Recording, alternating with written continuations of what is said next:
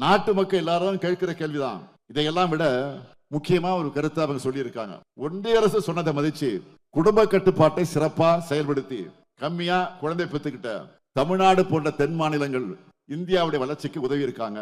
நாட்டுக்கு நல்லது செஞ்சு அவங்களுக்கு தண்டனை கொடுக்கிற மாதிரி இது தொகுதி மறுவரை என்கிற பேர்ல அவங்களுடைய நாடாளுமன்ற வலிமையை அரசியல் வலிமையை குறைக்க கூடாது என்று அழுத்தமாக அவங்க சொல்லியிருக்காங்க.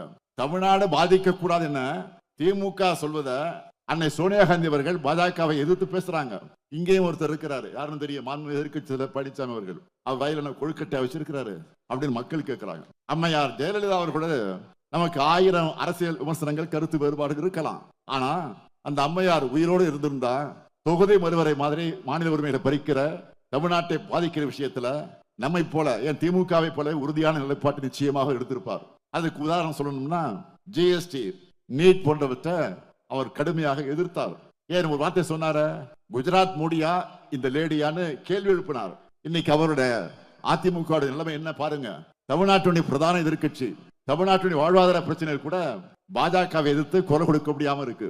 அம்மையார் ஜெயலலிதா அவர்களை அம்மா அம்மான்னு சொல்லிட்டு தமிழ்நாட்டுக்கு ஆபத்து வரும்போது இப்படி சும்மா இருக்கீங்களே, இது நியாயமா பழனிசாமி அவர்கள? இது அவங்களுக்கு பண்ற துரோகம் இல்லையா? மம்மி மறைந்த பிறகு பழனிசாமி அதிமுகவை டம்மி ஆக்கிட்டாரு. இதுதான் உண்மை.